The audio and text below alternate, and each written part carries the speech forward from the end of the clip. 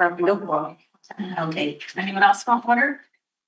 I have good fish here. Okay. What's that? Oh.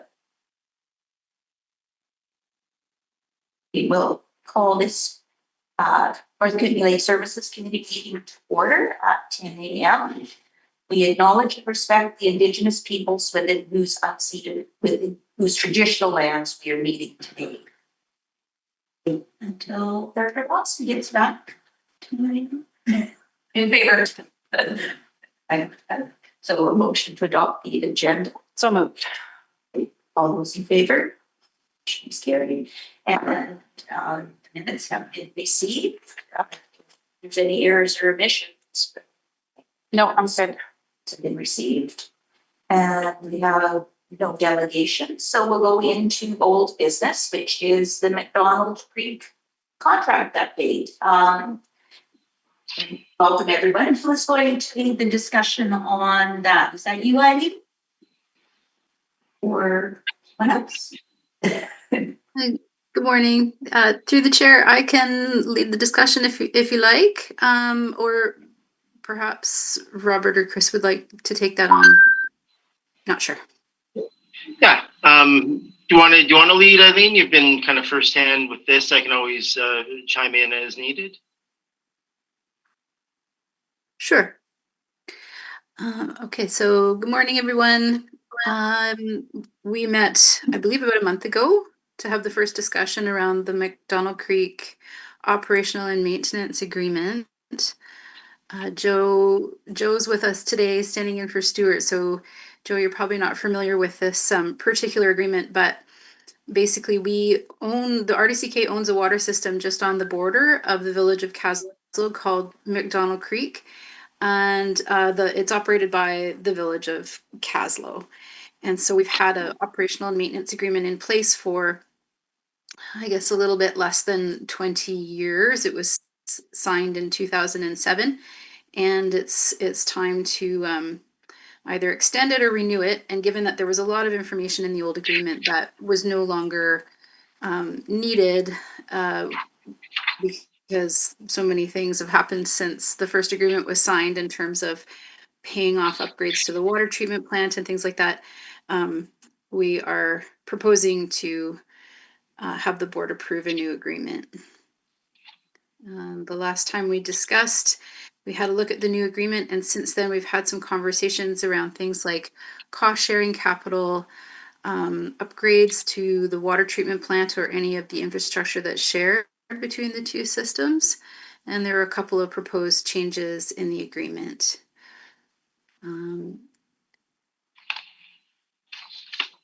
Should I go directly to those sections? Would that be helpful? Oh, yes, please. Okay. All right.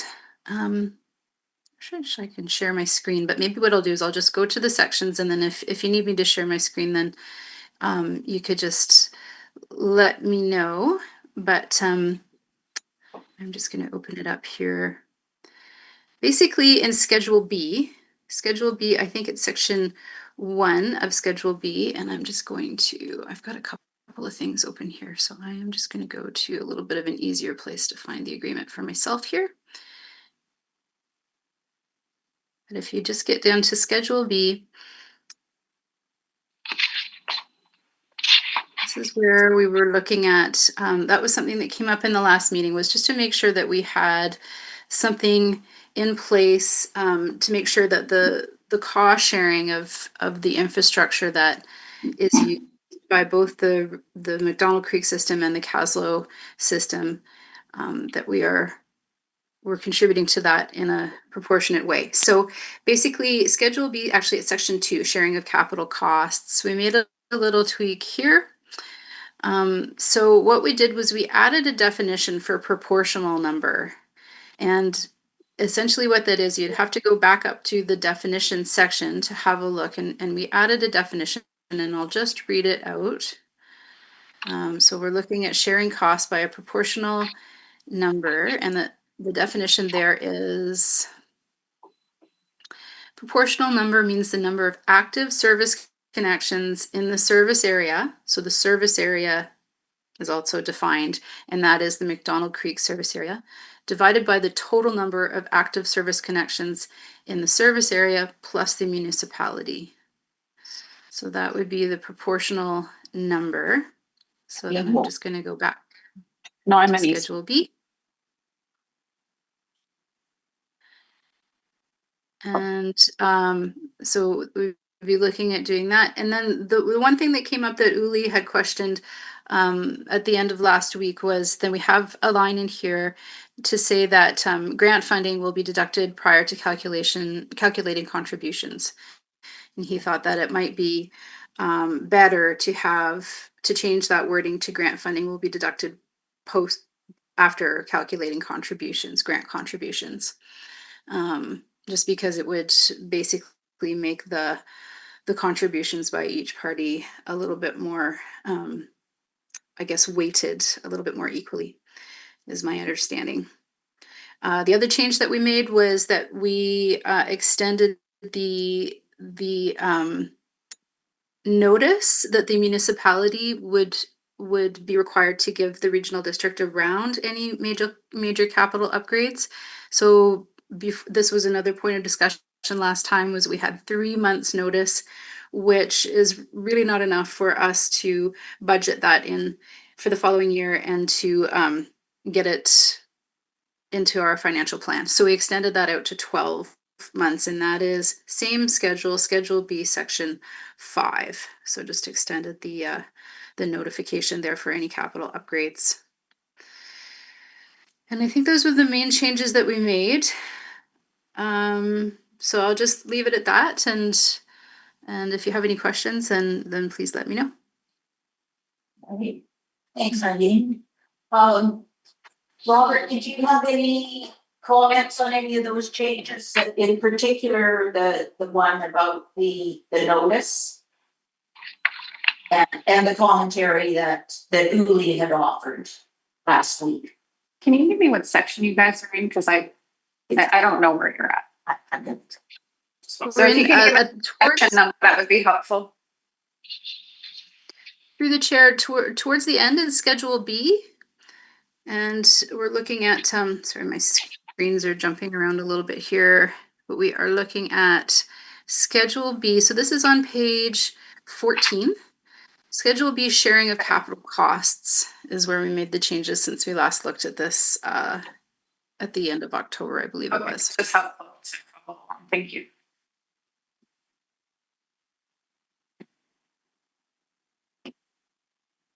And it looks like we've got Uli here too now. All right, go ahead, Robert. Comments? I don't have any comments on the 12-month. It seems entirely reasonable. We give as much notice as possible to the regional district. And you'll have to forgive me, your other question was in relation to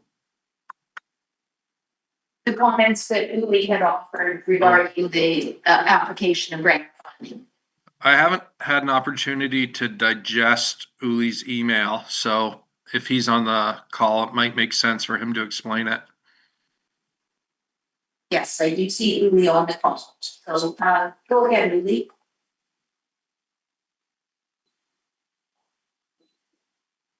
Oh, Uli, I can't hear you. Not muted, but can't hear him.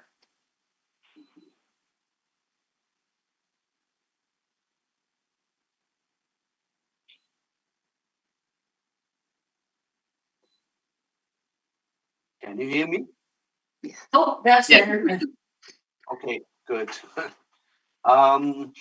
So I can live with the agreement as it is. It is for you as council and for you as director, Amy, to decide how you want to handle the grant portion in consideration to future projects. So I try to revisit a little bit my email. So as it stands right now, you have a project cost. If any grant money comes in, that reduces the overall project cost for all partners at the ratio that we determine the contributions are. So let's assume McDonald Creek is 5 or 10% or whatever that number is of the overall cost. If you as Village of Kaslo are applying for a senior government grant on a $1 million project, let's say you apply for 70% grant, the project cost is reduced to $300,000, and now that $300,000 is shared at that same ratio. 5 or 10% of the $300,000 would be paid by McDonald Creek residents. Reversely, the same if you, Amy, apply community works grants to the project. Let's say it's a $1 million project. You provide $100,000 grants.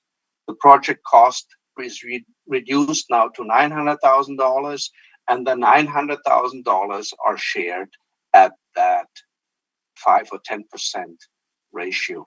So both of the parties need to consider that the grants now are shared.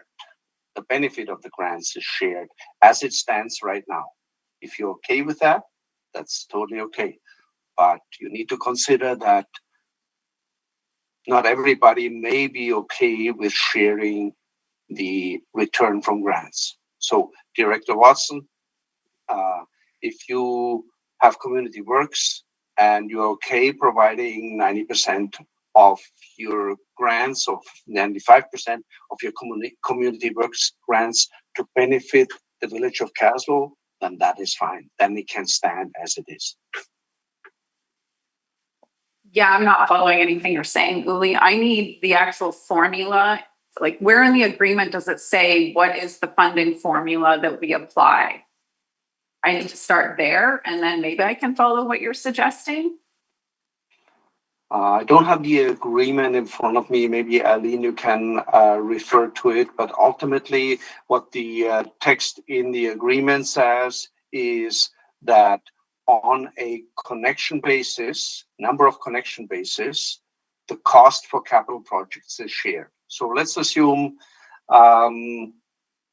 the McDonald Creek system has 93, whatever, connections, and Village of Kaslo has 930, then it's a 10-to-1 ratio that you share capital costs at. Okay, if you can just pause there for a minute. I need to know where this is in the agreement because I want to know that that ratio is in the agreement. The ratio is not there. It will be determined afterwards. The agreement only says this is how it is being applied. Well, determining what ratio we're going with at this point doesn't make sense if the ratio is not in the agreement. Because the ratio will change as we go. If there's a new subdivision in Kaslo, the ratio changes. If there's new connections in McDonald Creek, the ratio changes. So what the agreement says is the number of connections on the one versus the number of connections on the other side of the partnership are determining the capital project cost share. So wherever it's described how we're doing this, I'm just asking where is that in the agreement? And then I can go from there. Eileen, Chris? Yeah, I can, through the chair, I can jump in here. So Director Watson, if you look Schedule B towards the end of the agreement on page 14, Schedule B, there's a section there for sharing of capital costs. And so the specific section that we're talking about right now is number 2, capital upgrades by agreement. And maybe I'll just read out the first couple of sentences here. So, and then That's okay, I've got it. You've got it? Okay. And then in there, there's a definition for proportional. There's proportional number is referenced. And then if you look in the definitions, we've written in proportional number. And what that means, that proportional number is essentially, it's looking at active connections. And it's basically looking at the number of active, and correct me if I'm wrong here, Chris, but the number of active connections in the RDCK divided by the total number of active connections, RDCK, plus Village of Kaslo. So that would be the proportional number. And with the number of active connections that we have right now, it works out to be about 5%. So But then we're just really to understanding Uli's question, it is the line grant funding will be deduced prior to calculating contributions. Is that what the question is? Okay, now I know where you're at. Sorry, I was not able to follow how they were doing that.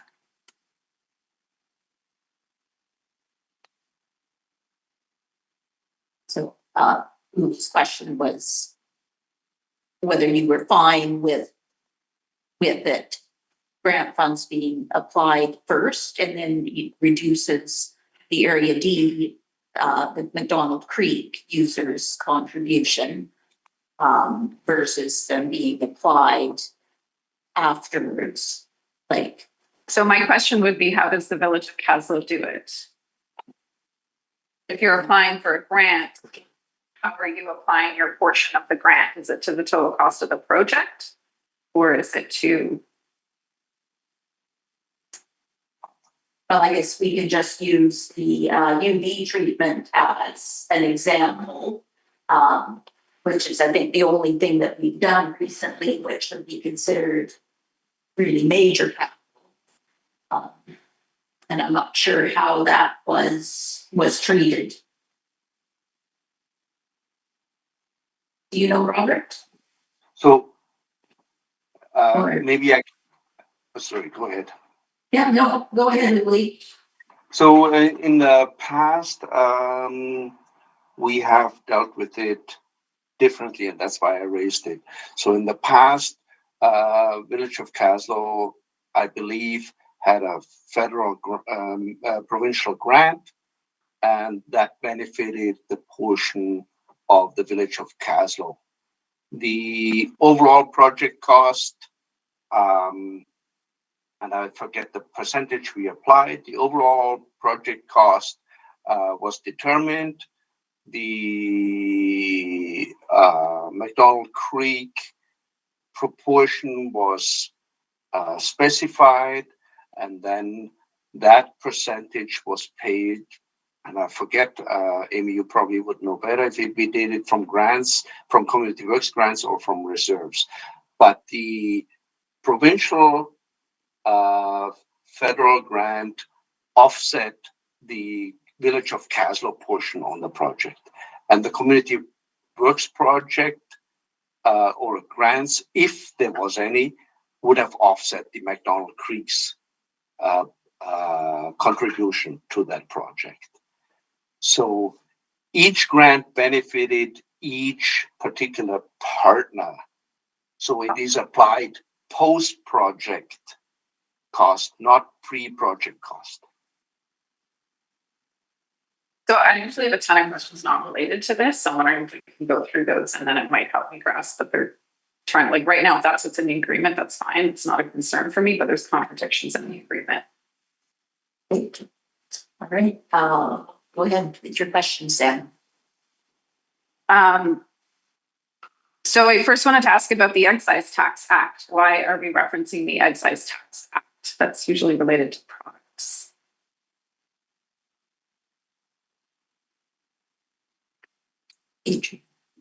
Through the chair, where are you looking, Director Watson? It's at the very beginning of the agreement. That would have come through the chair. Where it That would have come references- right out of the old agreement. Unless, hold on. Unless it's just part of our new template. Mm-hmm. That's what I'm thinking. I don't think there's excise tax related to water. It's just a flag.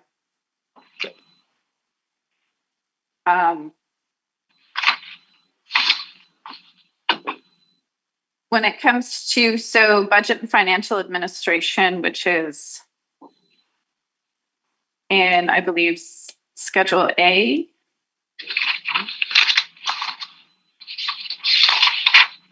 It's number 7 on page 9.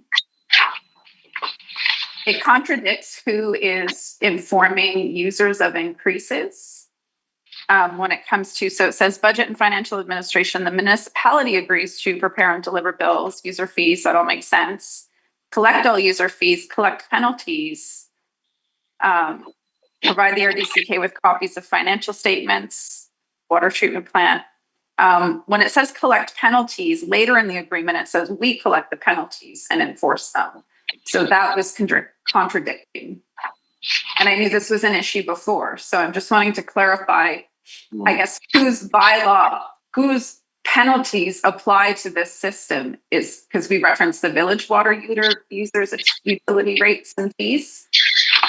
Then we also reference RDCKs. So where do the penalties get found? What bylaw is applying penalties and who is enforcing them? Before we go on, Chris, can you mute your computer? I think that's you that making noise. Thank you. Okay. So go ahead, Eileen. Through the chair. So it is confusing.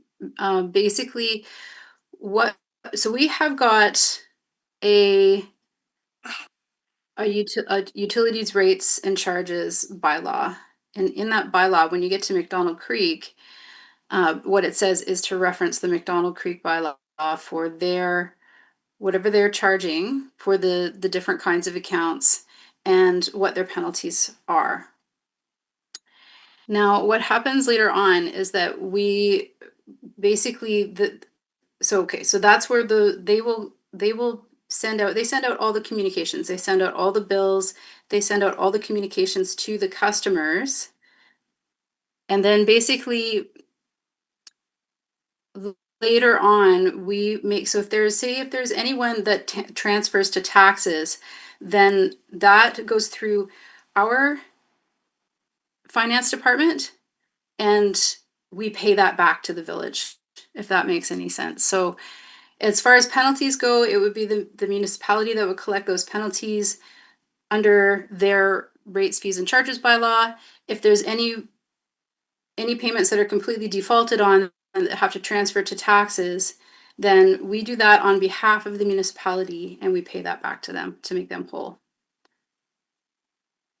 So the part that's confusing in that is that, but we're the ones that are inspecting and enforcing those unlawful connections under the building inspector. So that's where it's like, so that's very confusing. I mean, I don't mind that happens, but it's very confusing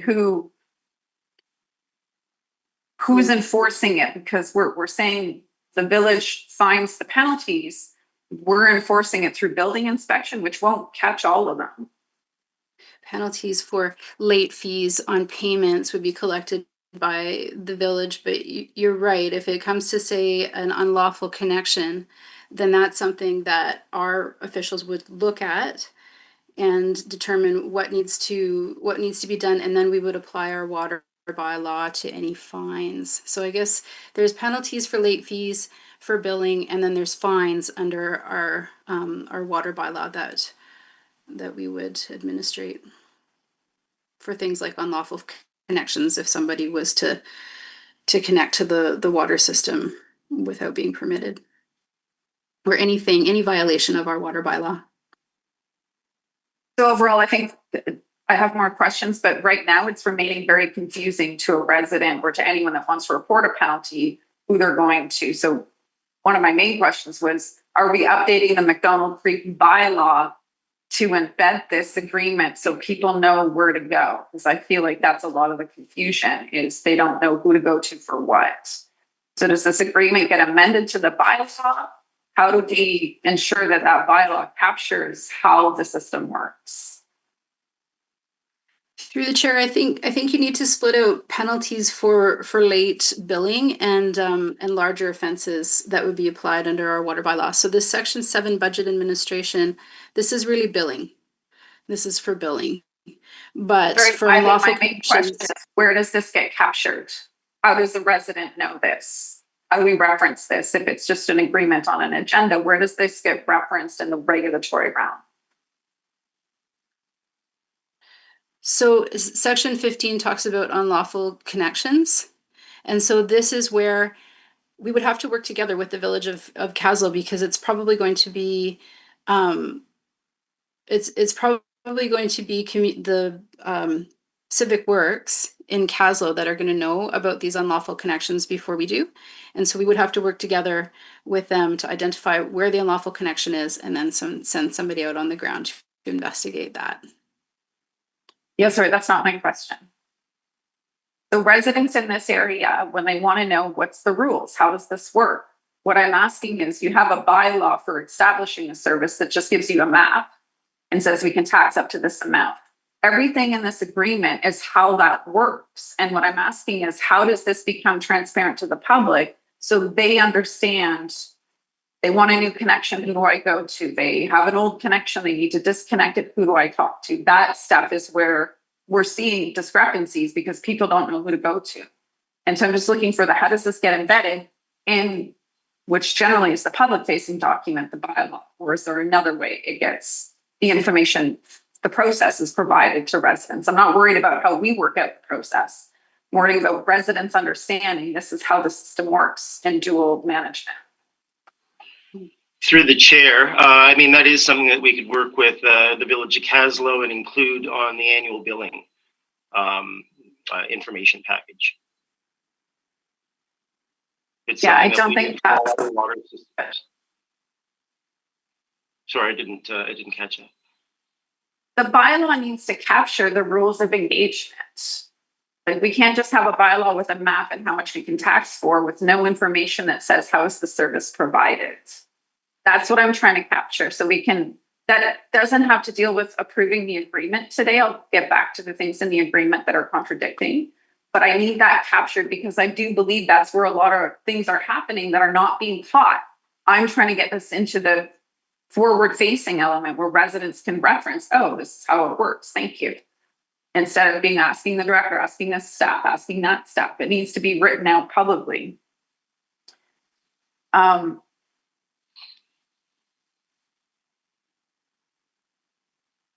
So the other piece that was conflicting, and this is in the same section, it's just further down. It's F, municipality to provide information to water system users regarding changes to user fees. And then municipality provide information to water system users regarding changes to user fees. And then the RDCK agrees to cooperate with the municipality by providing ongoing consultation and communication with the users of the water system on various issues. So in that, again, it's confusing who's communicating what. And are we just coming in when we need a bigger consultation on the system? And it's 100% within the municipality to engage the residents and they're based on what their utility fees might be, or that part was a bit contradicting.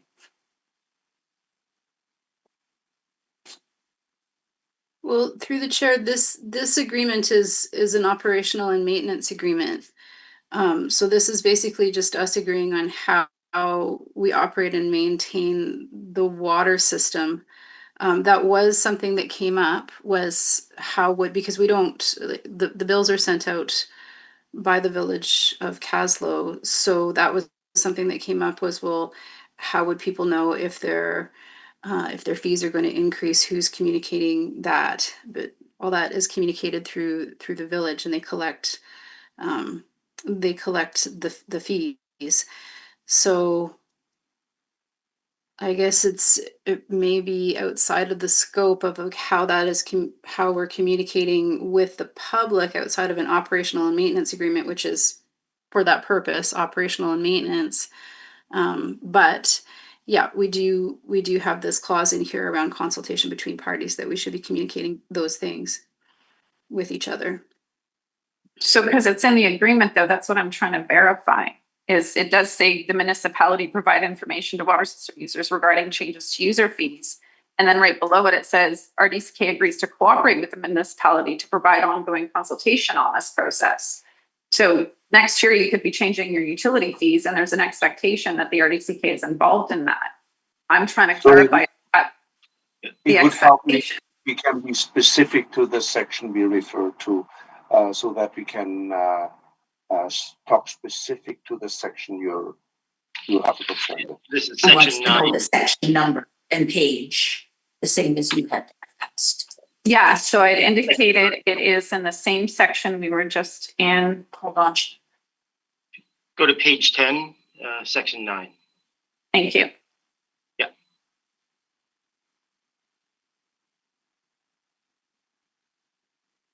Right above 9 is letter F, municipality to provide information to water system users regarding changes to user fees. And then 9 says RDCK agrees to cooperate in providing ongoing consultation regarding.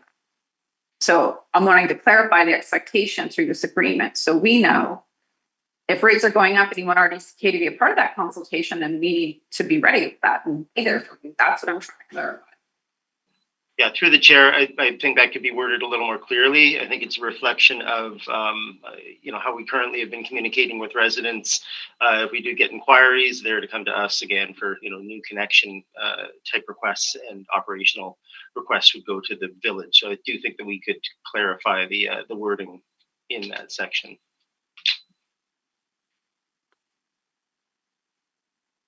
Okay, and I have 3 more.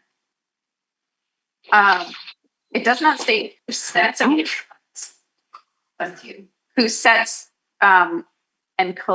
this is not in there, so I don't have a section to reference.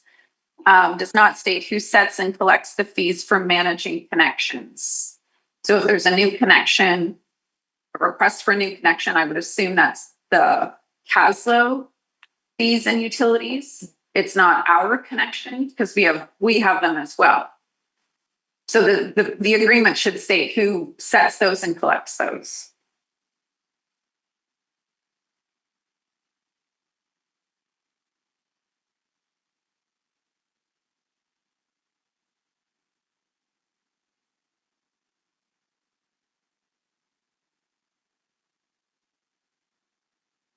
That's just nothing.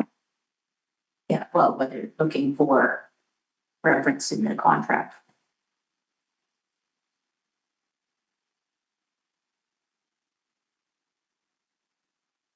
Through the chair, are you looking at section 14 on page 10, Director Watson? Is that where you are? So it says here, connections, the municipality will undertake all administration, processing, and other work required to connect, disconnect, and reconnect the service area users' water lines to the water system. Well, the piece that's not noted is who sets the rates on those connections and which bylaw references connect. Like, are you using RDCK rates and users, or are you using Kaslo bylaws?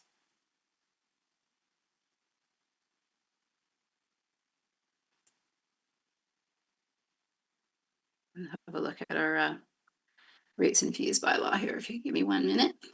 Yeah, I think it points directly to the Kaslo bylaw. And that should be included in connections.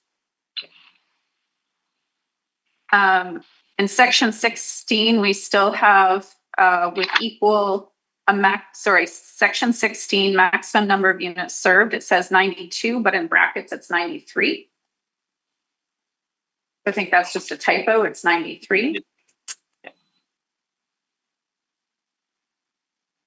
93 is what's referenced in the rest of the document. It's 93. Sorry? It That's was correct. 92, and then we added. That was a 1105 tuck. That was that 93rd connection. So that's just a typo in section 16 then? That's correct. And then, right. There was a reason provided for the change from 92 to 93. It was the tuck address. Oh, It was increased. It's written 92, but brackets is 93. Yeah, so my other 2 questions were, I've already mentioned them, but I do want to really know where will we be updating the McDonald Creek service bylaw to either direct people to where operations rest and who to go to who for what? And also that the agreement should indicate what the formula is, not the specific numbers, but how it's determined for funding. Yeah. And also, through the, yeah, sorry. Through the chair, we'll put the equation in. It was my preference actually to put that right in the definition. So I've got that. We'll put that in. As far as clarity to customers, I'd propose potentially including something in the annual bill mail out from Kaslo to the McDonald Creek users, providing some explanation on who provides your operational service versus who you would go to regarding new connection questions.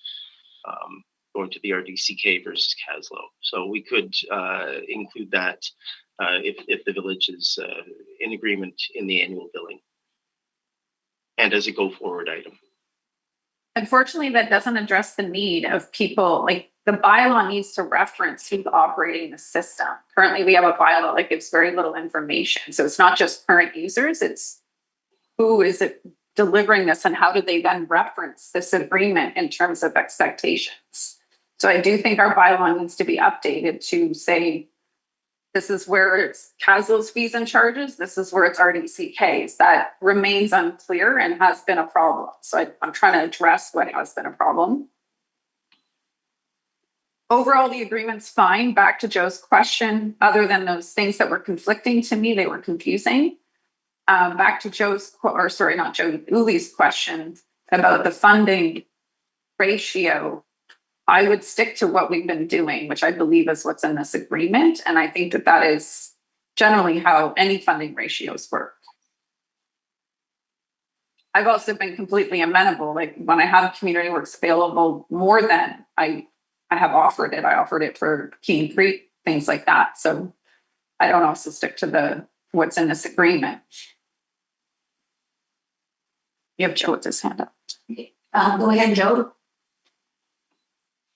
Through the chair, I can definitely see what Director Watson is referring to here. Like, when you read that bylaw, it reads as if it's just a taxation by. There's nothing in it that says, even in the introductory, it could say a bylaw to establish a local service to provide water services in McDonald Creek through the Village of Kaslo.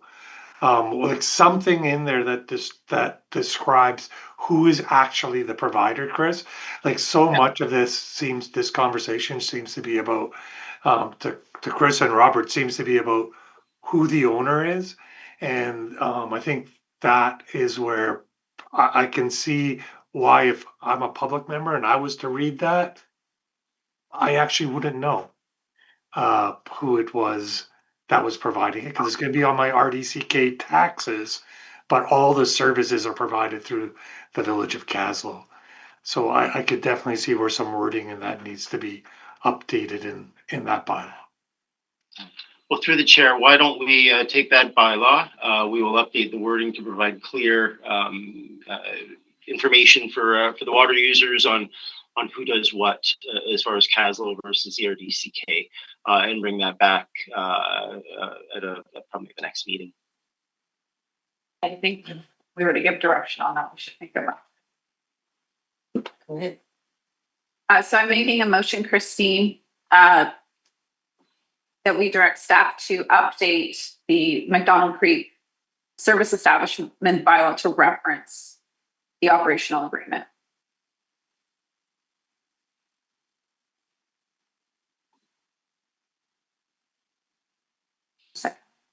I got it. Thank you. And again, hopefully this diminishes the amount of infractions and confusion. That's what I'm trying to achieve here, is people have the ability to go, where do I go for this? Yeah, that's information that I don't have, because they're your residents who are approaching you for the confusion in an RDCK bylaw, correct? Well, the bylaws are all online. And that's where people will say, go read the bylaw to get the info. Right. So anyone can read it. Right. But it is an RDCK bylaw, not village bylaw, right? That where the I can confusion of, update village bylaws.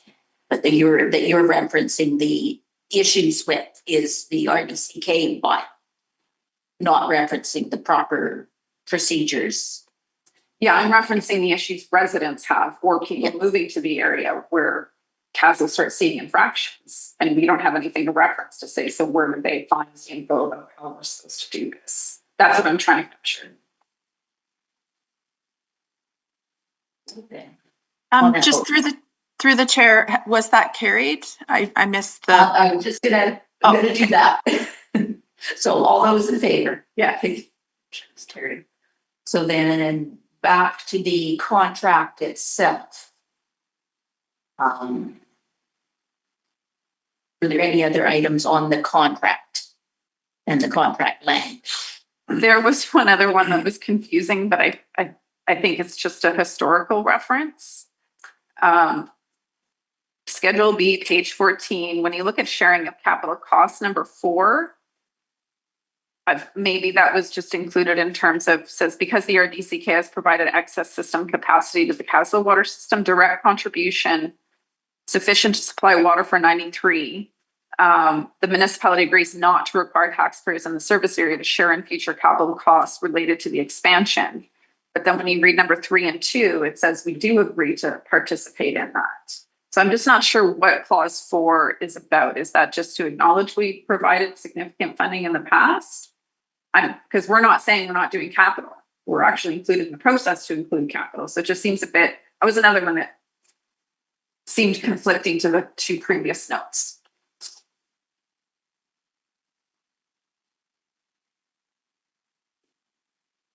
Through the chair, did you want me to field that one?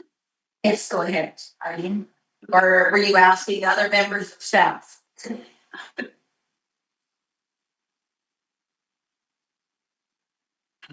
It's fine from my perspective. If you've got the answer, please go ahead.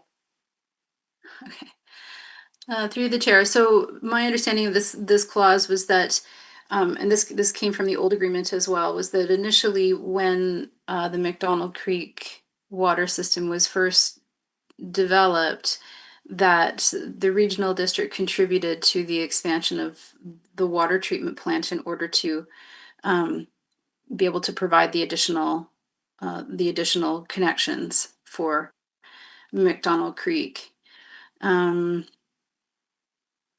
This, yeah, and perhaps we could tweak this because this section came from the old agreement.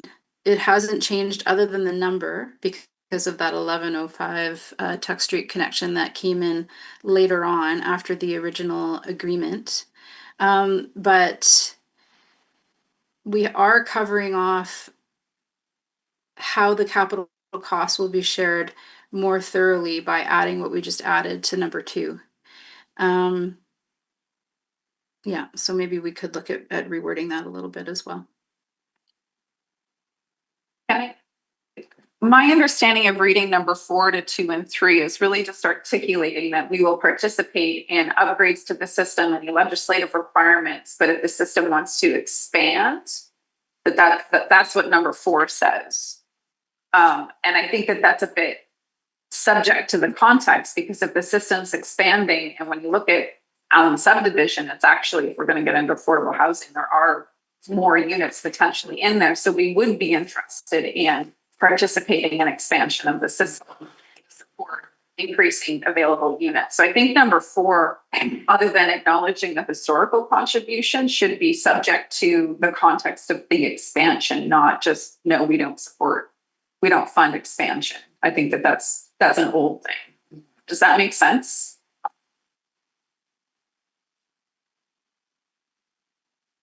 Yeah, through the chair, that has been an interesting conversation, is that there does seem to be interest coming from some of the residents around increasing housing in that area. But the answer that we've been giving people is, well, we've agreed to this 93 equivalent units. We can't exceed that at this time. So, maybe if that's something that you want to consider in this agreement, then, right now we have a 5-year term. We're proposing a 5-year term on this agreement. It may be something that we can work on over those 5 years, and then either change after 5 years or not. But if there is a desire in the community to, increase the density in the area, then we'd really have to have a look at that section. So when I read 4, it's not specifying expansion in Allen subdivision. I'm just noting that if there's an expansion to the system, I can see that as a benefit to Allen subdivision because it is a likely area for further subdivision due to some of the lots. So I would just, what I think that section should state is that expansion of the service and potential capital contributions from McDonald Creek would be subject to that situation. Like, I think expansion could be a potential thing where we would want to invest, is my point. Right now, this is a 9.3, we're not increasing. I just don't want to limit us to the conversation on capital contributions in the future if the system wants to expand, because it could benefit the McDonald Creek area. And we already know that people want to build more in there based on lot size. They can't right now, and that's fine. So I just think it's limiting to the potential future, and I don't want to limit the potential future.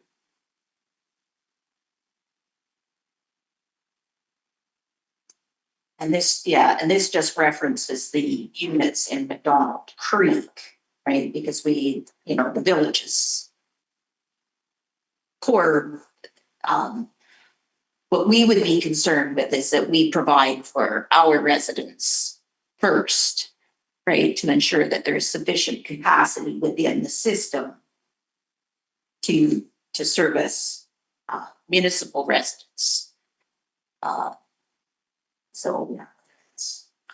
So the line that I'm thinking, so municipality agrees not to require taxpayers in the service area to share in future capital costs related to the expansion of the Kaslo water system.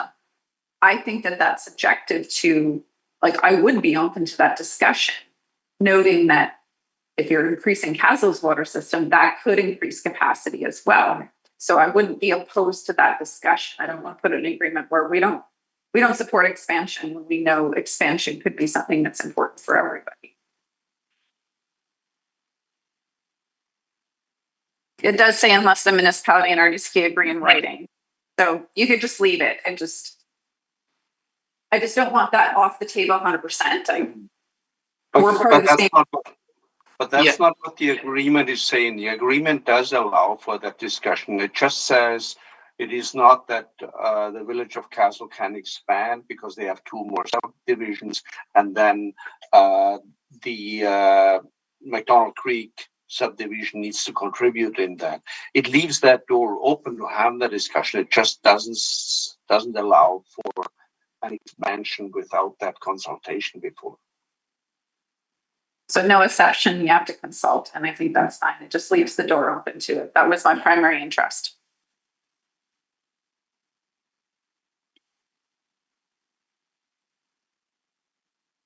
Robert, did you have anything to add? Because this will be our last opportunity for input before it has to go to council next week, and then 2 days later to the RDCK for their approval.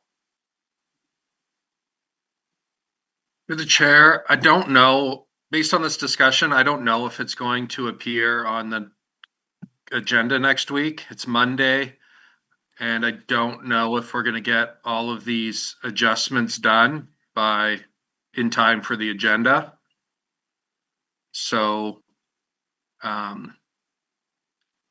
my thoughts on timing. Understanding that we're not closing the water valve here and shutting off water, even if the agreement isn't completed by year end.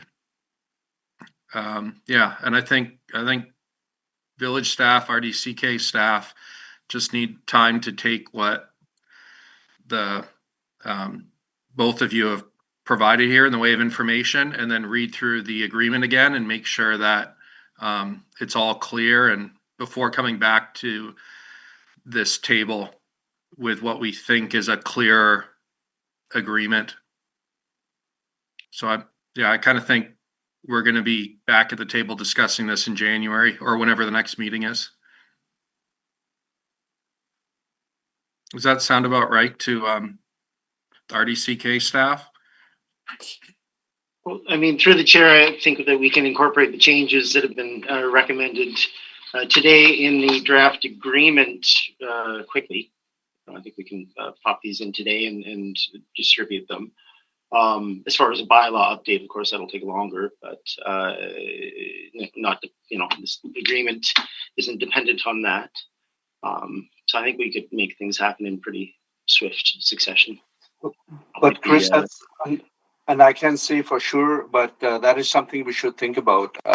If the bylaw needs to be in place when you sign this agreement, if you make reference to a bylaw, or if you just say bylaw and any future amendments to it or whatever, but let's think that through at what point the bylaw needs to be in place and at what point the agreement can be signed. Okay, so then it sounds like we're gonna have to leave it to our respective staffs, whether it can be achieved in time for us to address it at our council meeting next Tuesday, for council approval before it goes to the RDCK, so it might be delayed by a month. And as Robert has indicated, we're not shutting off the water because we have an agreement. It's things will remain status quo while we're continuing to work on this until both parties are satisfied with the wording. And just to be clear, I didn't necessarily have issues with any team agreement. There were contradictions, and I just feel like confusion is kind of problem. So trying to clear that up so it's really clear. I don't think the bylaw needs to be amended to approve this. Like, I don't think that has to happen first. We can do it after, but we can just check in, and I don't have a problem waiting a month. I'd rather not stress. You guys getting it on time and stuff, so that's fine with me.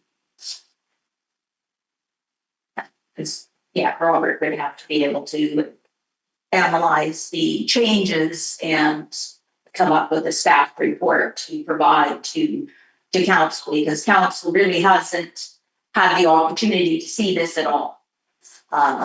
Robert and I have, but not the rest of the county. So we want to be fair to them as well. Yeah. All right. Is there any motion that's required besides the one that was made regarding the bylaw at this point?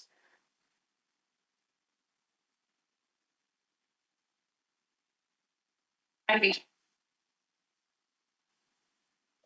just thinking out loud, because if we make a motion to direct it somewhere or refer it somewhere, then it has to go back to that table. So I think we can just, in the notes, include the traction that staff will make the updated recommendations and then receive it at the respective tables. I think that's more direction of staff. Like if we move to bring it back here, then it has to come back here, right?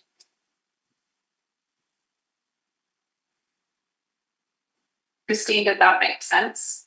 Yeah. Okay. Just gives more flexibility for you guys to do what you need to do where. Yeah, because our schedule has our next meeting of this committee at January 19th. So then then any recommendation wouldn't go to the board until February. Yeah. So we'll just do direction to staff and they can bring it back to the table based on the timeline they achieved.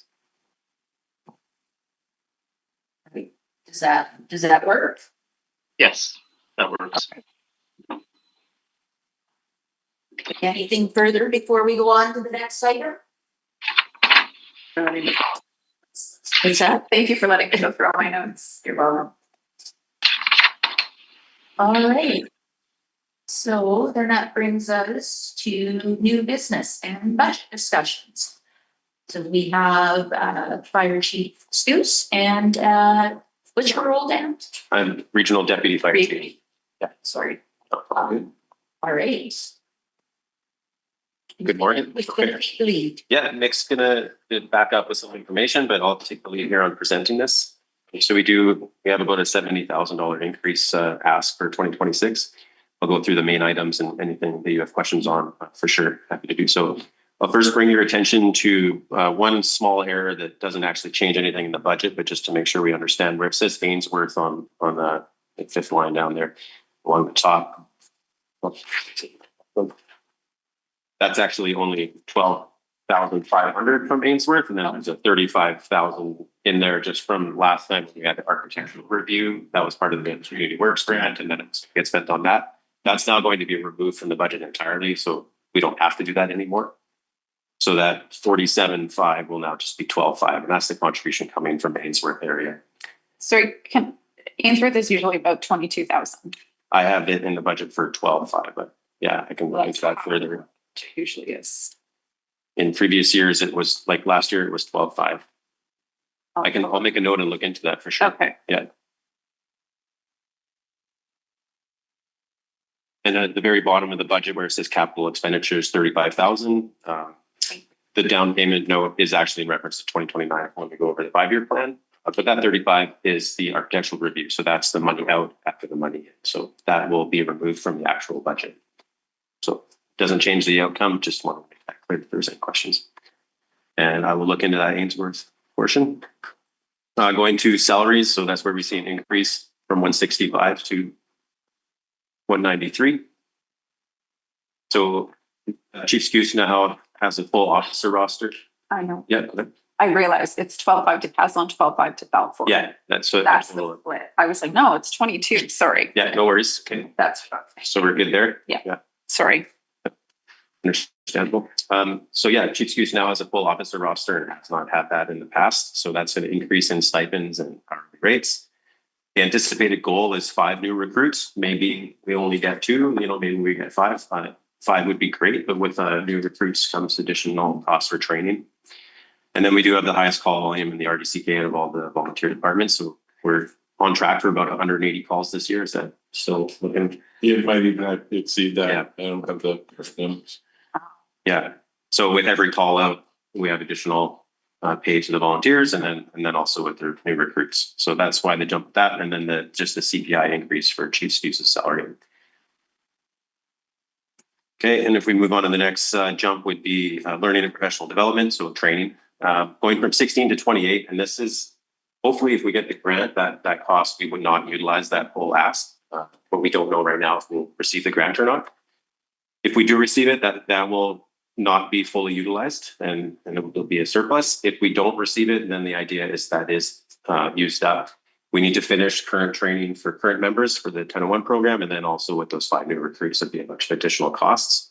If we don't get the 5 anticipated or hoped for, then it wouldn't be the full 28. So that's the ask for that. Repairs and maintenance, big jump there. We can discuss if you'd like to put some of this from reserves or community works grant or something, but there's some significant things that need to happen with that building. Can we go back up? So I just noticed insurance and contracted services are both going up significantly. Yeah, you're right. That is, yeah. I forgot to make a tick on that one. So what's the insurance increase? $4,000?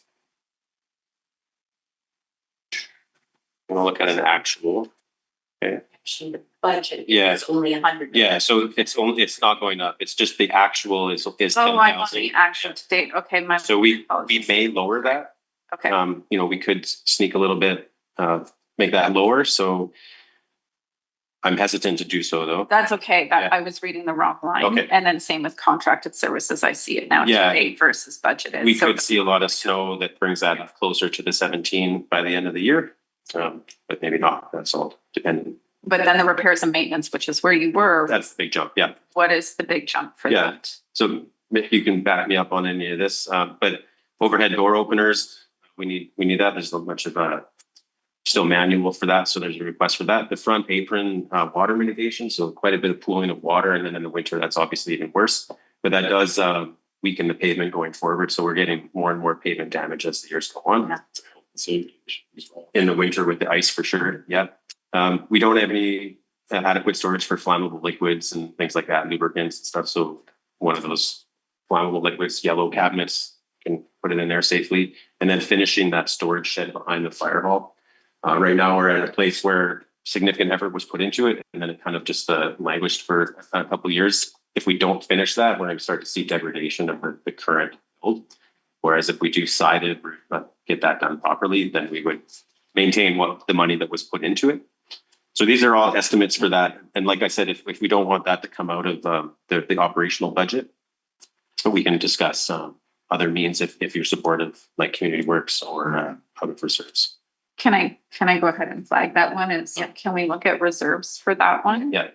I'd say community works, but I believe my community works is getting pretty depleted between all the things. And I don't believe Kaslo, I can't speak for Kaslo, but normally I wouldn't ask Kaslo, you don't have community works for the firewall.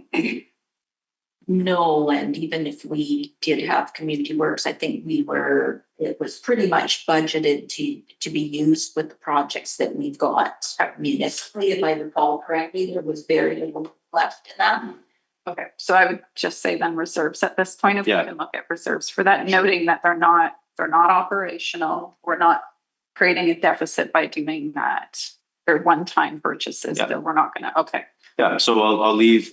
If you agree. Mayor. Yeah. Okay. Yeah, it sounds like they are. So the remainder, so the ask above the normal budget for repairs and maintenance, I will move to a capital request funded through reserves. Okay. Thank you for that. And that's all as far as the big changes. There's the fire services fee. There's a jump in that one near the bottom. So that's a result. It's been subsidized over previous years from deployment through BC Wildfire Service. When we've had wildfires, we have had one this year, so we've received no income with that. In the past, some of that's gone to the areas, some of it's gone to like the board has directed funding, and then a lot of it has subsidized our regional service. We didn't see any benefit from that this year. And then we did move from S101 to A107, and that goes like maybe Vizon can maybe explain that a bit more, but that's resulted in some changes on how taxation offsets our costs as a fire service. So are you on there? Yeah, I am. Through the chair. So previously, when we have high years with high wildfire deployment, that revenue goes to reduce the cost of the regional fire services overhead. So in the prior year, we had in 2024 fairly significant deployment that reduced costs. And in 2025, we had little or no deployment, so that actually those funds aren't available to reduce the regional costs. So therefore, one of the main drivers of the increase in the fire services fee is the absence of that deployment revenue. And then the transfer to A107 resulted in a jump as well. But I think this is still an estimate at this point, and we might have a different fire services fee going forward. Yeah, through the chair, we just need to we'll review it a bit further, but that was the primary driver. It moving everything to A107 from S101 should have had fairly minimal impact. We took the regional costs and put it to its own allocation services, so there's improved transparency. So that moving it to A107 should have had minimal impact. I got it. Note that.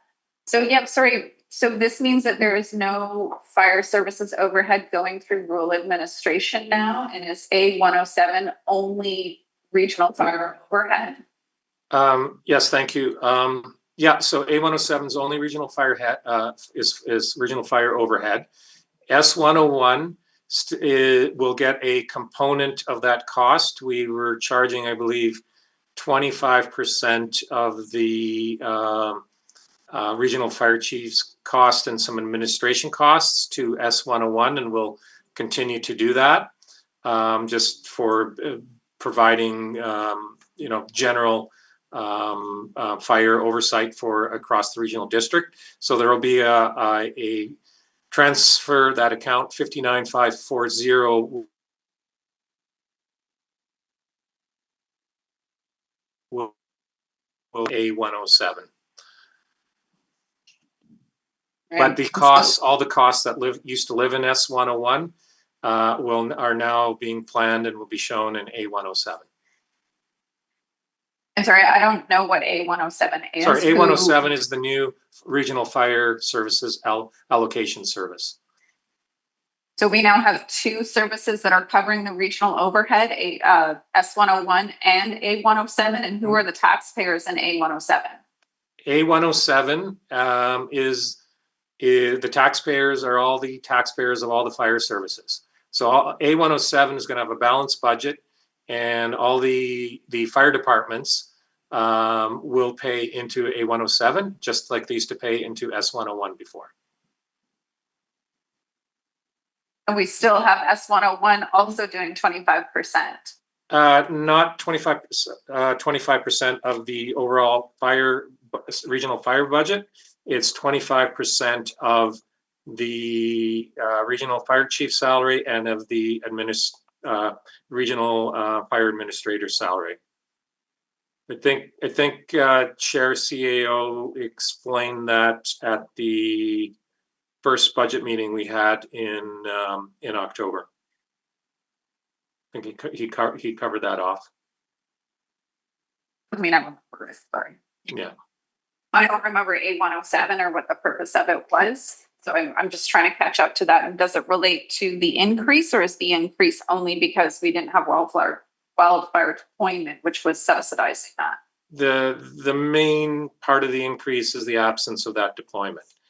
So moving it to A107, if there was any increases year over year in any of the individual cost items, then there would be a component of that, but I don't have the comparison with me here on that. And when do we go over A107?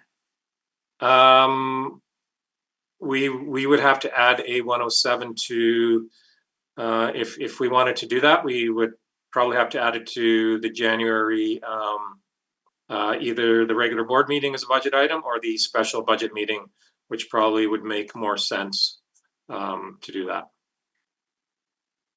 I only ask so I understand what's happening in A107 versus what's still in rural admin S101, so that I get the difference and who's participating in which one. That would be my interest.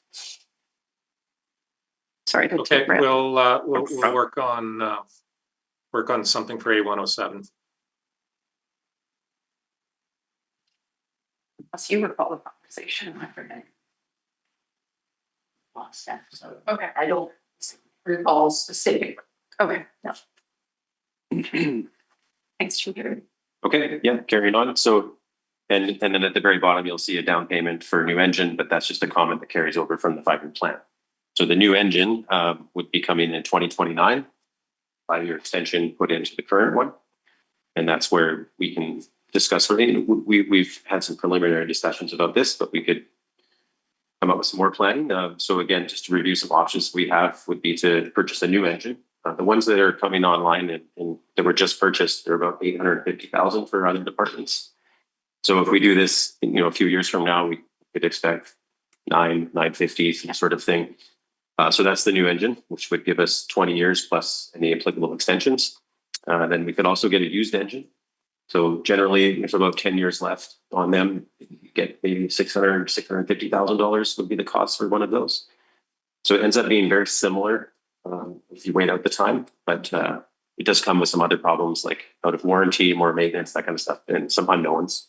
We've had some examples of really good success in the region with doing that, and then some examples of not so successful, just based on the vehicle and unknowns. And then we do need to just, our responsibility just to bring up the requirements for fire underwriting survey to have an aerial ladder apparatus if you have 5 or more buildings that are 3 or more stories. So you're not there yet, as I understand, but close down the road. So I'm not saying that we need to buy an apparatus like that, but just our responsibility to put that forward as far as planning.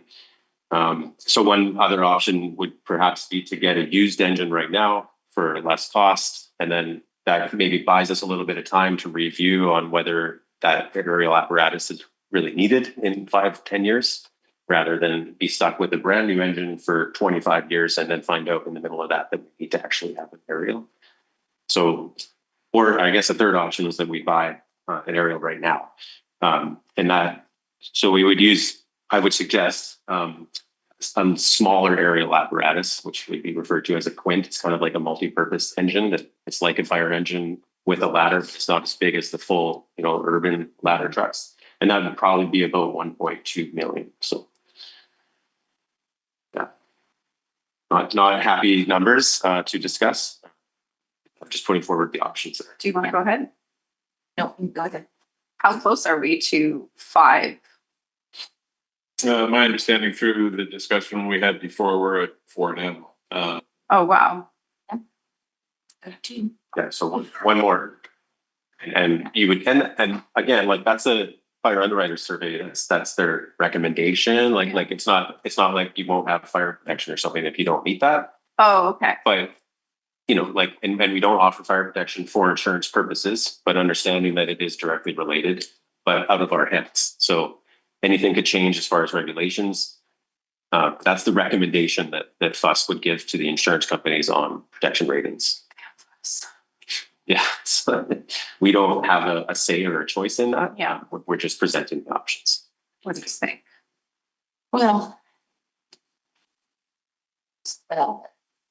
Chief said we don't have a choice in that, but I think that's a bigger conversation that we each, both the municipality and the regional, the area D portions that are served by the service, is how it's going to impact housing going forward, right? So we can only go to a maximum of 2 stories, and whether it means the village and area D, well, you don't have zoning at this Well, point. that's my flag. Is Right. I don't have a control mechanism. Right.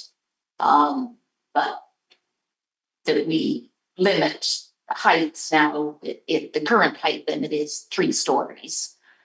But whether we back that down and say, unless we want to have to purchase it, and what are the impacts if we don't, and fire underwriter survey says, well, now you've got 5 and you have to, and we're put in a position that we must purchase something when we're not ready.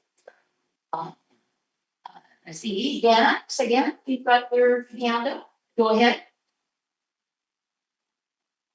We can't hear you.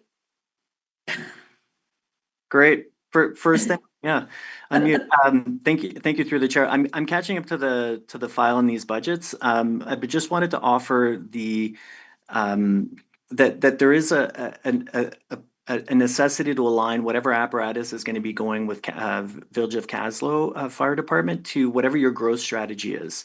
So whether or not there is clarity in the Village of Kaslo with what your growth strategy will end up being from a planning standpoint, we can start looking at down the line and when you're going to be able to align apparatus to whenever you're going to be able to need whenever you're planning for that growth strategy to be expanded. They just did that up north on a reserve where they made a decision in order to be able to bring back some of the elders onto the reserve. They ended up buying a fire truck, an aerial, as the starting point to their growth strategy, which then allowed to change the type of structures that they had within their reserve.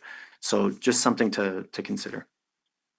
I'd like something on that. Yeah, go ahead. So Dan, the flag on that is that Kaslo has zoning, area D does not. Yeah. And so it'd be unfair to say, let's tie this to Kaslo's growth planning when area D has no control mechanism, because area D could easily have a 3-story building tomorrow. I mean, construction's not that fast. And there's no control mechanism. So that's actually the most primary need, is a control mechanism in those areas so that we don't ask Kaslo to look at their growth strategy when it's irrelevant to what area D can do. Yeah. Thank you through the chair. Agreed. Both those growth strategies need to be aligned, and apparatus needs to align with that as well. Because why invest in something that's not going to be used? It would be a delayed result, but potentially without zoning in area D, if they were more buildings at that level, then FUS could look at changing their recommended fire protection rating. So like that's a sort of informal limit. Oh, I've been asking for zoning for 8 years, so this is another reason why I want it. But I mean, yeah, it's a conversation of like, well, you can build it because the zoning says you can't, but yet you might have some insurance coverage changes in the future. Is there any way to tie the building bylaw to fire when you don't have zoning? Because the building bylaw and fire both apply to D.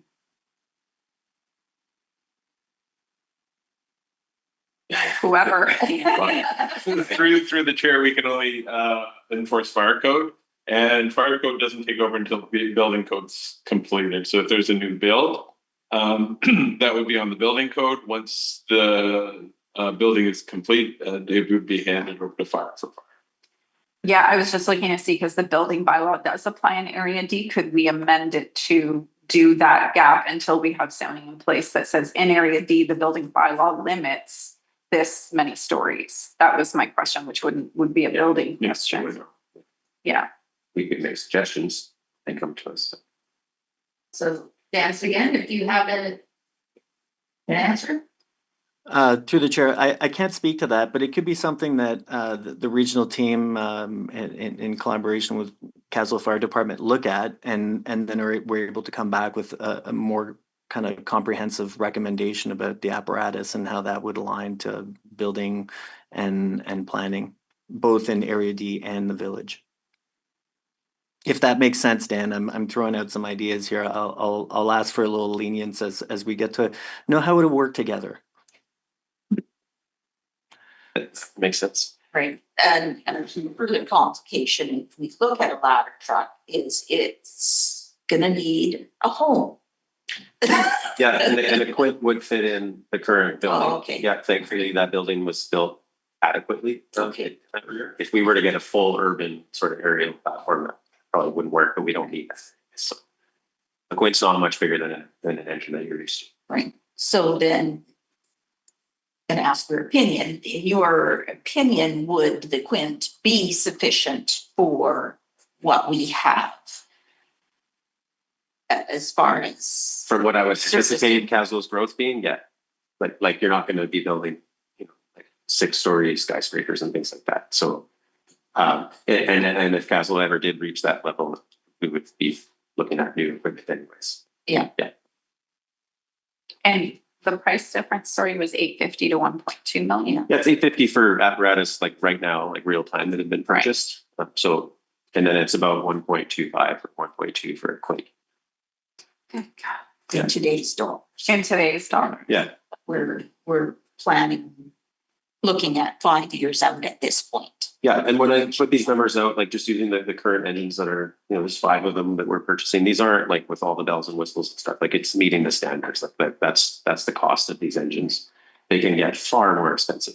So like if you ask for custom cabs and a bunch of different things. So And so I do know there was quite the controversy down in the States where someone bought up all the manufacturers of the fire trucks. We're working with Saskatchewan, I believe. Like yeah, we're working. yeah. Okay. Fort Garry, that's where those 5 are coming from. We not to say that it would be like that for Kaslo's unit, but like, we just went to market. It's the most reasonable. I just understood that was part of the drastic increase. It was a bit of a market conglomeration. Yeah. So we're not participating in that, or those prices aren't necessarily related to. I think they're probably related in some, just the sort of total North American market, but no, not direct. Yeah. Okay. Yeah. So in the budget, I have it slated for 2029, where based on kind of similar pricing to what we're doing now with a little bump up, from the out page, where we'd be putting a down payment from reserves around 200,000, and then also paying for the payments. So 21,000 interest, and then the principal 118. That's kind of roughly what's happening in the other areas right now. Projecting as best I can for that starting in 2029 and then continuing onwards. So that's why you see the significant jump from 2028 to 2029 for the budget. We do have some time to think about this. We're going to apply for an extension, and we'll start working towards what that looks like. But what I would ask though is if we're going to put in an application for an extension to FUS, we need to have a plan presented. So it's not just, hey, we want 5 more years, right? Like we need to say what we're doing. So that's why we need to kind of, we don't need to make a decision right now, but kind of like a direction of where we think we're going to go as far as what type of apparatus, when, and that sort of thing. I'm not asking for an answer right this minute, but we do need to present something. Well, I think the problem we have is the imposed housing regulations that are coming. expectations for municipalities or local governments to provide additional housing. And whether it is, we have another Penny Lane, which is a 3-story. Yeah. And that's, we just don't know. We don't know, but I think the notion that we have, I think the case we would make to get the extension, which is where I think Deputy Chief is saying we need to put the case together, is what is the growth strategy for Kaslo? What is the long-term, when will we have a control mechanism in Area D? So what does that look like? Is that a building bylaw update? Is that zoning? How do we achieve that in D so it's equivalent to what is in Kaslo? So I think those are the two things we would submit as what we're working on. And then those also inform, I think essentially we would be going to the Quint, is that what it's called? Because I think with only 1 unit, before we hit that, we would not be super smart not saying that's our goal. Yeah. But getting the 5-year extension is about what is our growth strategy? How are we doing that between 2 different jurisdictions? And then intersecting in that. And also, as part of the note, is Bill 44 is being opposed upon us. So what does that look like? Because that's not our call. So all of those elements make the case where we need 5 years to figure out what our plans are and what we're required to do versus what our plans are. And that should more than suffice for presenting a case to us. So, yeah. Okay. But I do think in terms of budgeting, it would be wise for us to assume it's the Quint we're doing. Yeah. I'm happy to hear that. Yeah, I think I'm not happy over the price, Yeah, but I'm not going to be immune to the fact that it would be silly of us to say, no, we're never going to have another 3-story building between the fire services jurisdiction. Yeah, and operationally, the sooner I can start preparing, or we can start preparing for that, the better. It's additional training, things like that for the courts. Yeah. And sorry, one more on that. Do you know if it qualifies for community works? Because I could start setting aside. I can only set aside for the next year, actually. I believe fire apparatus too. It was command trucks, I think, that didn't. Yeah. If you can look into that, then I would look at my community works is only 60,000 a year for 24 communities, but I only have one other water system. So and they're pretty good right now. Okay. This would be a discussion for our table that to my knowledge, the village doesn't have a growth strategy. Am I correct in saying that, Robert? Correct. So that would be a piece of work that would, if we're tying it to that, do we have to then do one? And I know that we've got pretty full plate of work at this point, and we do have our Kaslo South work that we're doing, and that report is anticipated within the next few months to see what the recommendations of the consultant are. So that's another consideration for us as a municipality, is what does it require us to do in order for that to happen? Right. So sorry, that's the growth strategy, because we don't have one. For you guys to know, I'm pretty sure growth strategy would be something that could, in some ways, buffer you a bit over Bill 44 requirements. It'd be interesting to look into. If you have a growth strategy that speaks to what you need to do, could you not be forced to do certain things that don't make sense for you? Don't know. Just a thought. All right, back to the fire budget. Well, that concludes anything for the fire. I do have the RED medical first responder for Laura to discuss after, but any questions that you may have on the fire budget itself? No, I do. Okay. So I just want to check. So if we pull, it looks like 16,000 from reserves to cover the repairs and maintenance increase. Mm-hmm. So that would be a reduction in the requisition then by 16,000. Correct. Yeah. Okay. Yeah. The grant specified for 25,000. I believe you did apply for that. That's the community development funding. That was for last year to cover a shortfall from 2024. memory serves. Yes, and I Yeah. believe you did apply for it. It should have gone through already. So I just It's just checked. not showing on actuals. Oh, okay. Yeah, Yeah, I'm just checking because I'm doing all my grant allocations and I don't have anything for you this year. that's likely, it just hasn't been transferred over, so I'll have to Okay. get Matt Friesen to look at that. Okay, and sorry, can you just remind me, why is Ainsworth at 47.5? So it just got lumped together on this budget line, so it's 35,000 for the architectural assessment, money in, and then money out, 35,000 capital.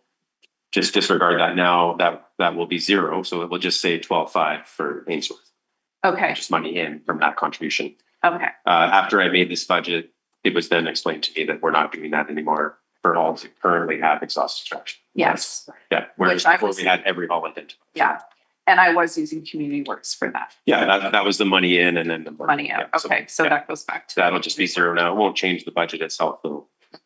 Okay, Yeah. so 70 minus 16 is what we're looking at as an increase for. Correct, yeah. Yeah. And then I actually didn't talk about this one, but contributions to reserve. So I would be suggesting, this is what I've been doing for all the departments, a 20,000 annual contributions to reserves minimum, and then anything on top of it. So prior year surplus would go into that. Interest earned from reserves would go back into reserves. Just looking for your direction on that, if that's what you'd like. Building up the reserves is important. Like none of our reserves are really like sufficient in my opinion, as far as like being able to handle purchasing new engines and things like that, right? So the more we can put away, the better. While understanding that does increase requisitions. So Do we have a current reserve amount? And I thought I had written that down. I apologize. I don't. okay. Yeah. And where are we at with asset management for the fire hall? Because that generally would tell you what your reserves need to be. There is no asset management that I'm aware of for Kaslo. Dan has his hand up. Go ahead, Dan.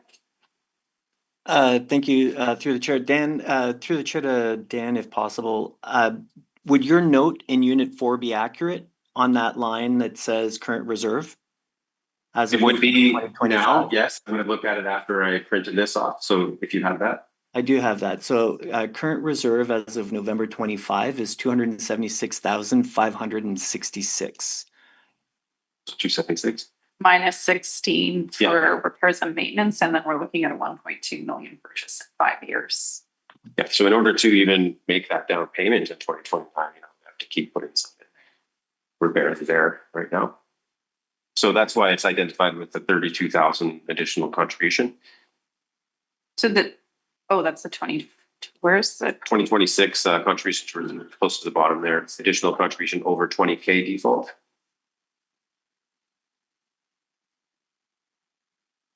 So as an example, like if we were to take 16, right here? Oh, there it is. if we were to take 16 off repairs and maintenance, I could lower requisitions, or we could put that into reserves and keep requisitions the same. Say, I'll you go. Won't be until we look at all of our budgets together where Yeah. we're gonna have to really analyze in here, because there's going to be reductions that we'll be looking at, where are they feasible to make? I think requisition and for our local tax base is one of the bigger ones, so it makes a bigger impact to reduce requisition than, let's say, 60,000 in general admin, no one would notice, but in our fire budget, they would. I think once we know the qualification under community works, that would help me understand what our contribution to reserve. Like if it doesn't qualify for community works, then okay, let's think about the future a little more. But I think that's what I would go with.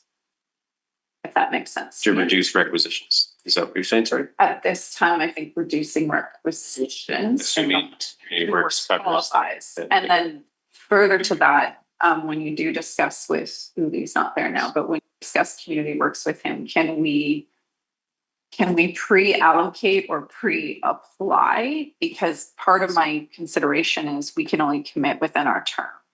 And so a new director in the spot next year might say, no, you're not getting it. And it also helps the budget if we could do that. I don't think they'll let us, but it'd be great if we contribute on an annual basis to reserves from community works for that asset. Okay. long shot. I don't think you can, but yeah, I'm not the expert on it for sure. Yeah, okay. I will just point out that it's 11:30 now. You've got half an hour. If that, and I would say if we could, because I don't, your call on the first responder service, It's very quick to go through too, just. your call, she's the chair. Well, what is it more important for us to address today urgently? This is the next one we got, it's 221. I think S221 is going to be the bigger one. Just looking at first responder, it's going down by 19,000. So cool. Yeah. Yeah. Awesome. Yeah. You can tell me why later, or I can look at this. Just act like a more accurate actual cost. That's what it is. Okay. Unless you have anything you wanted to. Yeah. Okay. All right. So then we're okay going on to S221. I think that 221 is the bigger piece. All right. To Well, take you guys off. Yeah, thank you very much. Daily want. Thank you. Take opportunity to leave. Thanks so much. Thank you. Thank you. Oak. I've saved. Easy.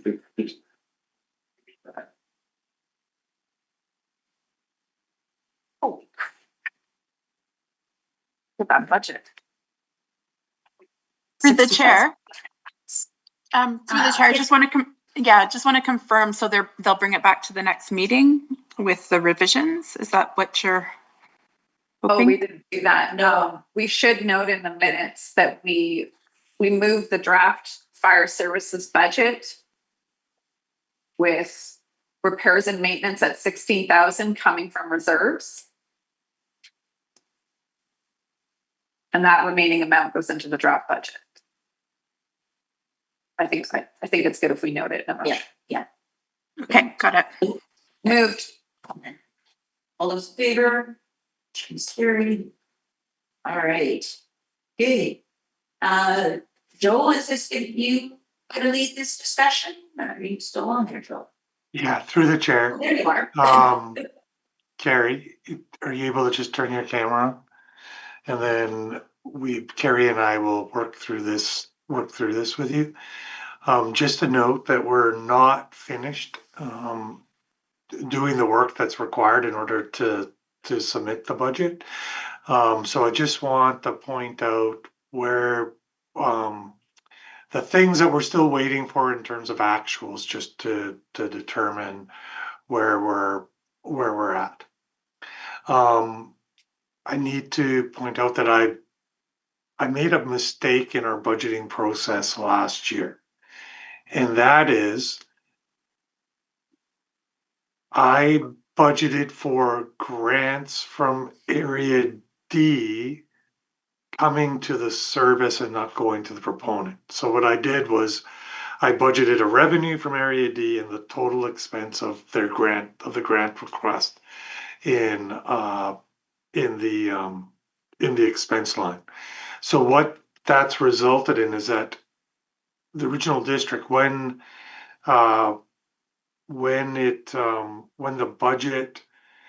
those grants were given out in August, is that we paid more for those grants than what was intended, because there were two separate, a revenue coming in and expense going out. So what that means, I'm going to share the screen.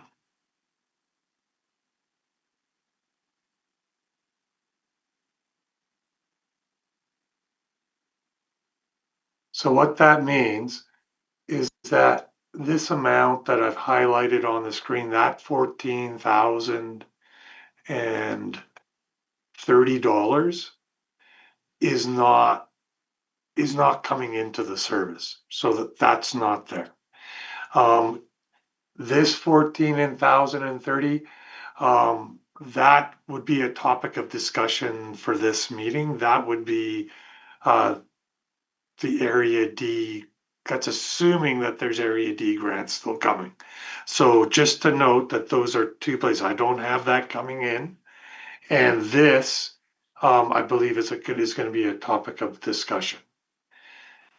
Carrie, in terms of revenue that's coming in for parks still, is there, what's missing here are user fees is still not showing up in actuals, and Carrie, I think we have an estimate of what that is now. Yeah, that's correct, Joe, through the chair. It is actually, I mean, we made almost $15,000. And then, but you need to subtract the GST in those. So I think it's about 14,300 in terms of the actual revenue coming in that we would be receiving. And Joe, that 14,030, I believe that's the that's the grant at Ainsworth that we still have for. Oh, sorry, the 14,500. Sorry. Okay, I just want to make sure that yes. Yeah. Okay, perfect. Thanks. Yeah. But yeah, that the user fees are still coming in for sure. Yeah. Marla should have those done this week. We've been discussing it, so they may even be, coming to us today. Oh, sorry, I'm going to apologize again because it's grants, but we have it budgeted for and transfer from other services. So the grants from Area D were supposed 16,371. So we've got this broken down by the park budget area and the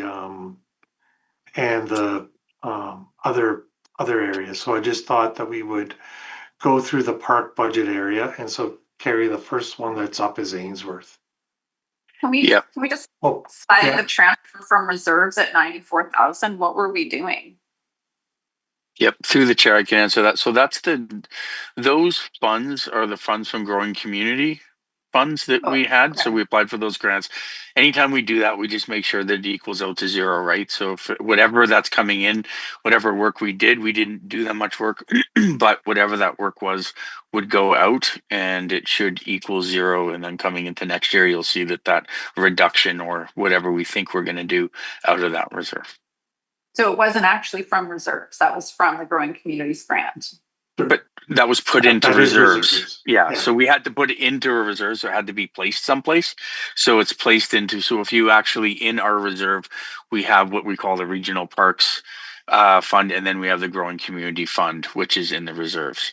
So those are both lines in the reserves. So if we're doing that, then again, our reserve balance is different in terms of the park reserve versus the growing community funds, which has to have a line item. And we know what we're doing with those growing community funds. Were they going to Glacier Creek? Yep, through the chair. That's what we did. A lot of like the washroom replacement and the tanks and the work and all that was the growing community funds this year. Okay, thank you. Ainsworth. Yeah, so so I'll just make a note. If you actually look at almost all our budgets for 26 to 25, I've either tried to reduce them or have them equal or a little bit reduced. Glacier's up a little bit. So if you look at our difference between 26 and 25 in all three of those parks, they're very close or a little bit under. So Ainsworth, it's kind of as normal. We do have a new person now. So Kirby Hawes, who had done our maintenance and everything at the park for years, has retired from his work. And so for half the year, we actually didn't have some. We're trying to do it as we went by, or, we did find someone we put it out to the public, and we did get the actual neighbor who Amy, I know you might know Harley and his wife. So Harley was the successful candidate for the job, which is actually very helpful for a bunch of reasons. It's good that we can have a good relationship, and at the same time they're right at the park, so that's good news. So that will be, he's already started, so there's more coming off that as it is, but that's what we have into next year. And then the repairs and maintenance, that's where you will see that 14,030 as well. So that's incorporated in there. Again, the plan was to get our picnic tables and to do the lining for the accessible pathway up and things like that. So that's really where almost all that's coming out of. Can I ask Sure, you if about there's- license and permits? Year to Mhm. date was 1,500, but our budget was 200. Yeah, so that's something that came in last year. Generally, what we get charged is about $150 to $200 a year, and what we got is a bill for 10 years. So that has happened in a few times in different things where we're kind of expecting one thing and then they send us something completely different. So that's a renewal of the license, and it came to 10 years. So we did have to pay that. And Carrie, who was that to? Just so everyone's clear. Yeah, that's to the crown, to the province. And that capital work will happen this year. That's our hope. Yes. So are we talking about it at Ainsworth, because there is no capital work at Ainsworth planned? Well, I think that's you've in the got that in repairs and the maintenance. repairs and maintenance Yeah. piece. Yeah. Well, we've had that disability grant for over a decade. So I'm We just, have. please, can we do that this year? Please. I agree.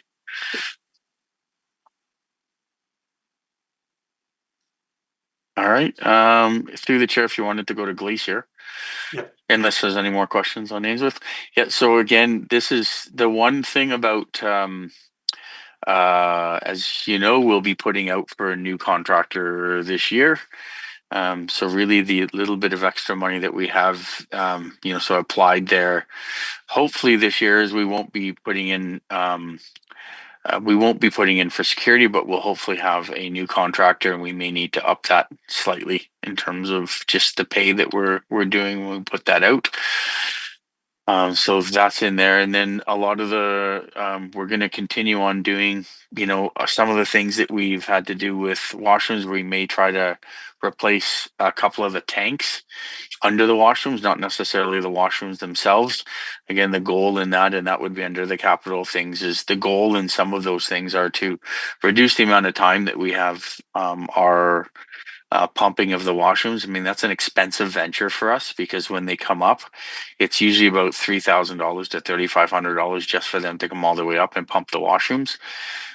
Again, that does happen twice a year, often if it gets very busy. So that's one of the things that we would like to try to do. Last year, we did spend a fair bit of time at Glacier, and again, a lot of the time, the whole week, 1 week that our employees were up there, were dealing with trees and tree management. So that's kind of one of the big things that we've had done there this year. We do need to get some more road. One of the things we found that was very successful in slowing people down were the road speed bumps. So that's actually been good. People have slowed down a lot, and because they kind of have to do that.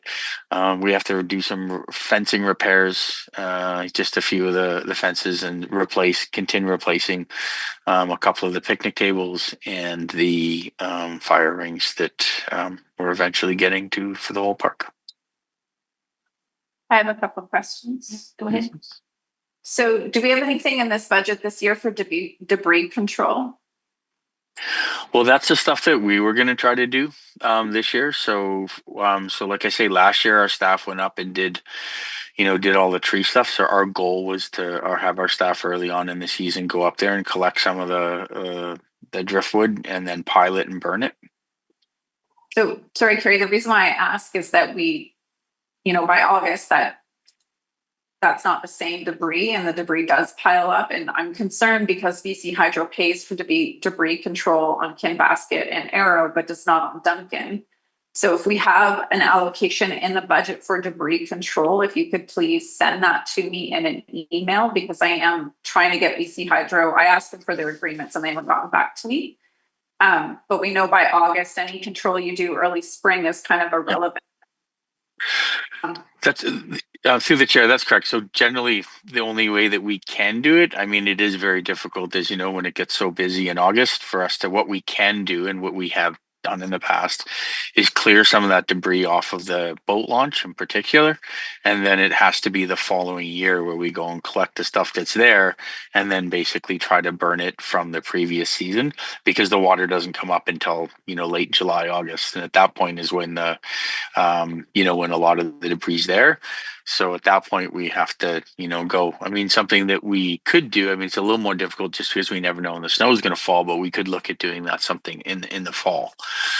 There were concerns raised a couple of years ago as well by some First Nations who were there saying that we're burning, on the beach, and there may be known archaeological sites on the area, but I did have those conversations, and they seem to kind of go away a little bit in the sense that we're not really burning anything under the ground. We're not digging holes. We're not doing that sort of stuff. So, but yes, I could provide you something on the amount that it would generally cost us. Okay, great. I would like that. And the issue is that it's freshet that, like, sure, you have debris if you did it in the fall or whatnot. It shouldn't be our job to do that. The location of glacier is why it lands at glacier. It's not because we look that we're dealing with it. Hauser and Glaco's own park site post deals with what he can, but it doesn't pile up like that there because it's not a bay. So BC Hydro should be paying for this, and that's why I'd love to know the numbers even accumulated over the years.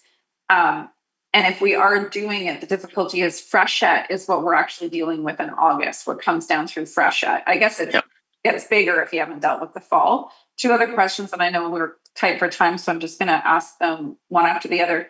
When it comes to the fees being charged, I do know that the fees were subjective to the park host and what they wanted to charge someone. They were not sticking to the standard fees. And so I don't know what control mechanism there is, whether or not it's posted up front so people know what the fees are and it's not subjective to the park host. I would say that what we received in fees is likely a lot lower than what it should have been. So we do need something in there that the public knows what it is and it's not the park host being subjective. And then my last note is the Wi-Fi free for everybody, or is it only if you go to the park host and ask for it? Yeah, through the chair on the Wi-Fi, there's a code, and you pay for the code through your phone, I guess, through your credit card. That's the host does get it for free, but everybody else would have to go to the site as a Wi-Fi hotspot and then pay for that, whatever it might be for a day. In terms of the host fees, yeah, you are correct. I mean, so we do have. I mean, what we have is we have a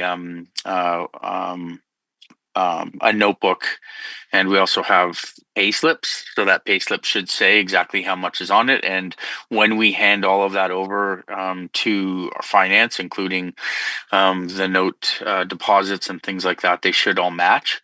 When it comes to the fees charged, it should be a standard fee. There should not be anything else. It's $15. It is posted on the sign, but it is $15 for all, unless you're from Area D or Kaslo, and that's $10. So that was always stated going back to actually this commission on wanting to have Kaslo Area D have a lower fee of $5 less.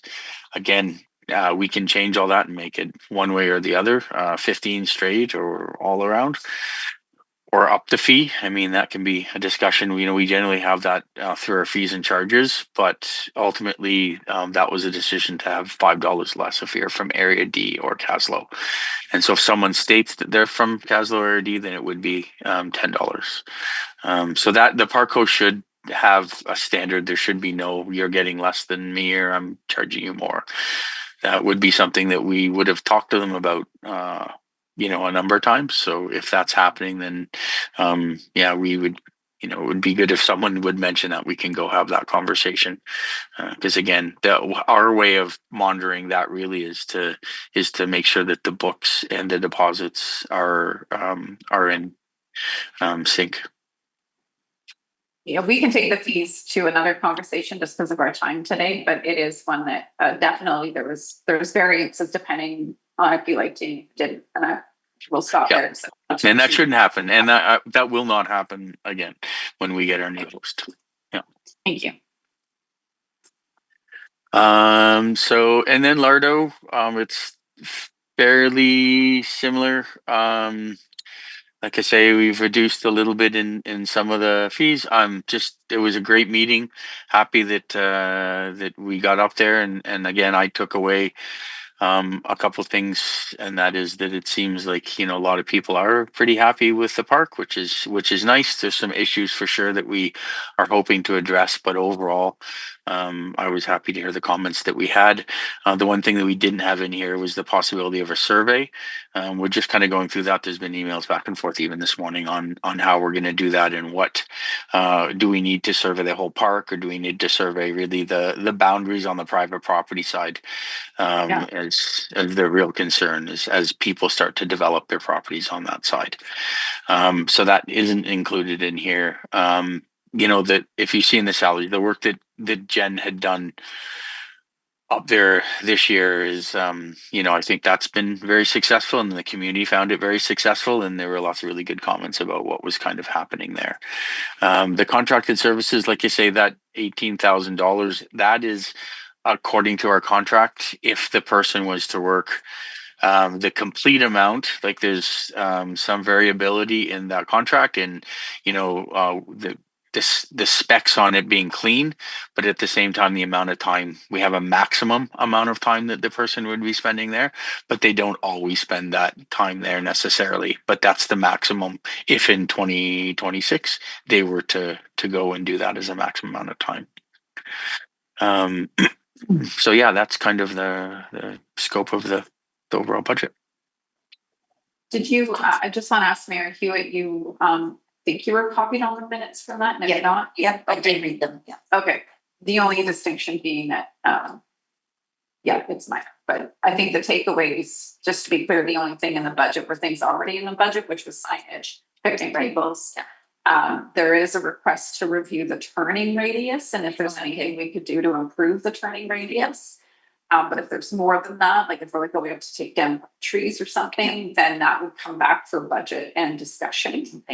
And then, the survey I think is an important one. And I would say that it's the butt up to the private property is where those questions are. And I think it only needs to do that. I think going towards the Davis Creek location, we're pretty clear on the line. I don't think we need to do the survey at that point. It's just mostly where the park intersects with the private property is where we want to actually see flagged, so there isn't questions in the community about it. Yep, great. And through the chair, one last, now it just went through my mind and went out of my mind. I was going to say something and it's just left. Sorry, what was it? Oh, come on.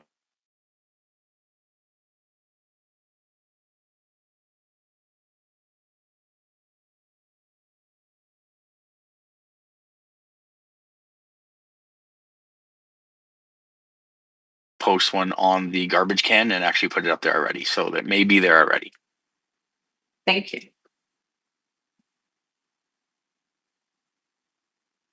So the next section are the service grants. So this ties into the next piece, which are the actual applications. But I just thought I would show this to you. So this is where I'm just going to describe how I made the mistake. So for example, we were to look at Argenta.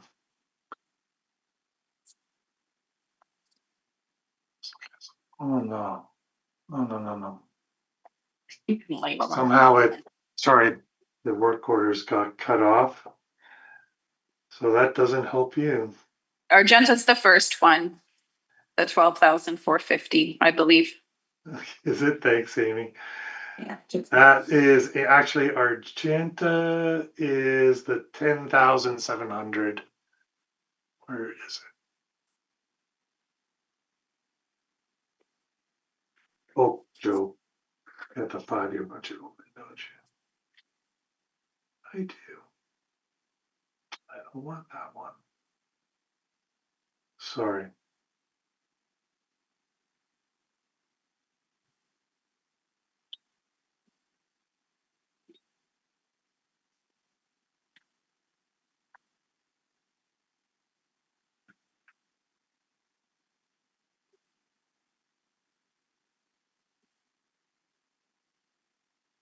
Right. So this one right here is Argenta. Don't.